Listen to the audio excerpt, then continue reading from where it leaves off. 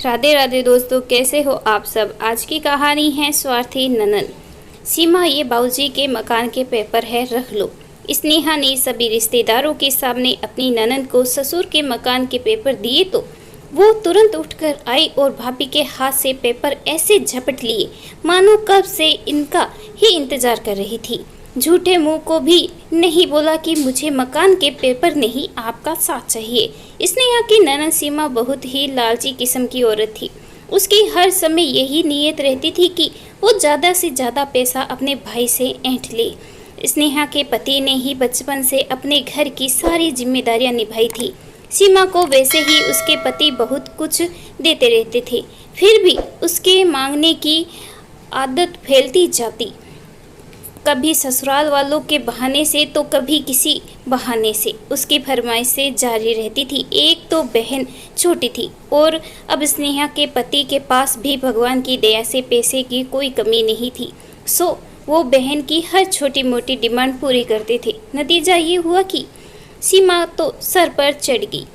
सीमा के पति का अचानक देहांत हो गया। कहने को उसका भरा पूरा परिवार था, फिर भी हर काम के लिए वो भाई को ही कहती थी।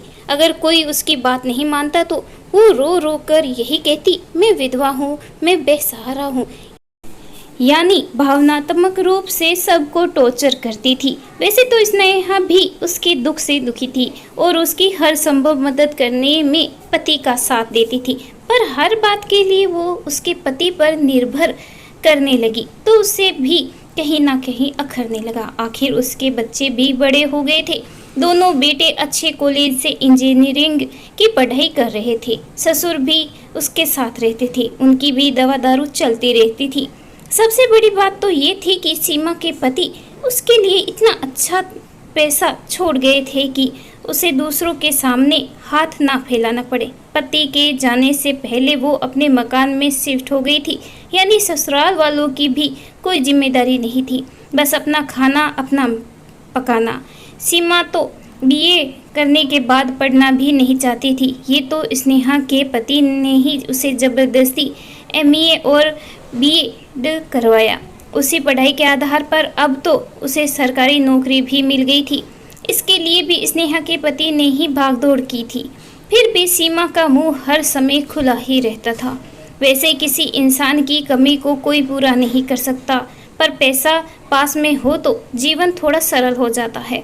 लेकिन सीमा तो बस अपने विधवा होने की दुहाई देकर जब तब स्नेहा के पति से पैसे मांगती रहती थी और अपने पैसे जमा करती थी। एक बार कुछ ऐसी स्थिति बनी कि स्नेहा के दोनों बच्चों की परीक्षाएं थी और पति का ऑपरेशन होना था, तो स्नेहा ने पहली बार सीमा को बोला कि वो कुछ दिनों के लिए ससुर जी को अपने पास रख ले।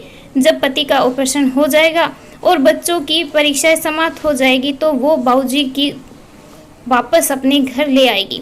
वैसे तो भाभी की परेशानी देखकर उसे स्वयं ही ऐसी बात करनी चाहिए थी, पर ऐसा कहना तो दूर, उल्टा स्नेहा के मदद मांगने पर उसने अपनी ही मजबूरियां गिनवा दी। मैं बाबूजी को कैसे रख सकती हूँ, मेरे भी बच्चे हैं और मुझे नौकरी पर भी जाना पड़ता है, फिर मेरे ससुराल वाले क्या कहेंगे।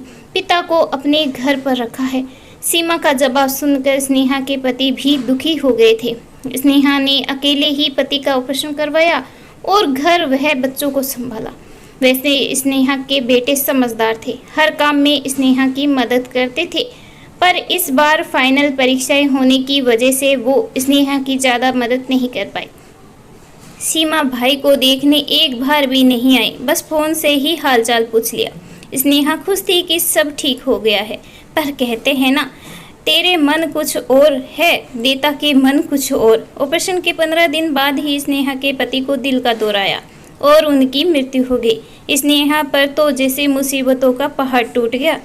पति उसे अधर में छोड़कर चले। इधर सीमा का अपना अलग ही राग चल रहा था। सबके सामने दहाड़े मार मार कर रो रही थी, मेरा भाई चला गया, अब मेरी बेटियों की शादी कौन करेगा। उसे ऐसे समय में भी अपनी ही पड़ी थी। भाभी के दुख से कोई लेना देना नहीं था। स्नेहा के ससुर की हालत भी कुछ ठीक नहीं थी। एक तो वो पहले से ही बिस्तर पे थे, दूसरा जवान बेटी की मौत ने तो उन्हें तोड़ कर रख दिया। सीमा को लगा इससे पहले कि बाबूजी को कुछ हो जाए वो उनका पुराना मकान अपने नाम करवा ले, क्योंकि स्नेहा के पति ने तो अपना मकान बना लिया था। पुराना मकान ऐसे ही खाली पड़ा था। स्नेहा के पति ने सोचा था कि उसे बेचकर जो पैसा मिलेगा वो सीमा के बच्चों की शादी में खर्च कर देंगे।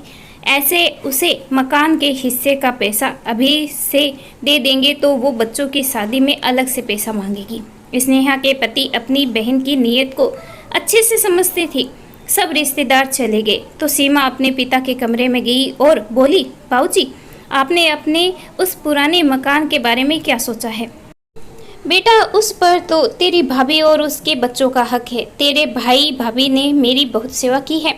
वैसे भी तेरे भाई ने तुझे इतना कुछ दिया है। तेरी पढ़ाई, तेरी शादी, सबका खर्चा उस बेचारे ने ही तो किया था।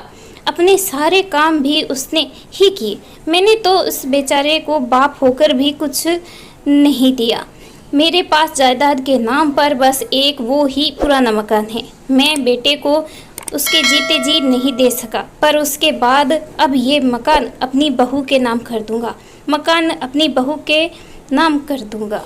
ऐसे कैसे आप सारा मकान भाभी के नाम कर दोगे? पिता की जायदाद में बेटी का भी हिस्सा होता है। आपको मुझे मेरे हिस्सा देना होगा। सीमा गुस्से से बोली। तभी स्नेहा भी वहां आ गई। उसने दोनों की बातें सुन ली थी, पर वो चुप रही। भाभी को देख सीमा चुपचाप वहां से खिसक ली। चौथे की रस्म के बाद सीमा अपने घर चली गई। उसके जाने के बाद स्नेहा एक दिन बैंक और लॉकर से पुराने मकान के पेपर ले आई। बाबूजी, आपसे एक बात कहनी थी। स्नेहा ससुर जी से बोली। हाँ बेटा, बोलो, क्या कहना है? ये आपके पुराने मकान के पेपर है। आप मकान सीमा के नाम कर दे। बहू पागल हो गई हो क्या? सीमा का इस मकान पर कोई हक नहीं है। इस पर केवल तुम्हारा हक है। बाबूजी खांसते हुए बोले। मैं आपकी भावनाएं समझती हूँ, पर सीमा भी तो आपकी बेटी है। आपके आशीर्वाद से आपके बेटे ने मकान बना लिया था। आपके दोनों पोते भी अपने पिता की तरह लायक हैं। वो भी आपके आशीर्वाद से पढ़ लिख कर सब कुछ बना लेंगे। सीमा की तो 2 बेटियां हैं। उनकी शादी में कितना खर्च होगा? रहने के लिए एक मकान है ना अपने पास, एक और क्या करना है? स्नेहा बहुत देर तक प्यार से ससुर जी को समझाती रही और अंत में उसने उन्हें राजी ही कर लिया। कुछ ज़रूरी फॉर्मेलिटीज़ पूरी करने के बाद उसने ससुर जी से मकान सीमा के नाम ट्रांसफ़र करा लिया। स्नेहा ने मन में ये निश्चय कर लिया कि वो अपनी लालची ननद को मकान के पेपर रिश्तेदारों के सामने ही सौंपेगी, क्योंकि उसका क्या भरोसा, कल को सबसे ये कहती फिरे कि भाभी ने मेरी पिता की जायदाद में कुछ मुझे कोई हिस्सा नहीं दिया, सब कुछ अपने नाम करवा लिया। आज पति की 13वीं के दिन सभी रिश्तेदारों के सामने सीमा को मकान के पेपर सौंपकर स्नेहा अपने आप को बहुत हल्का महसूस कर रही थी। बस रह रहकर उसके मन में यही सवाल उठ रहा था कि बेटियां माता पिता की जायदाद पर अपना हक जताती है तो फिर उनकी सेवा करने से क्यों इनकार करती है।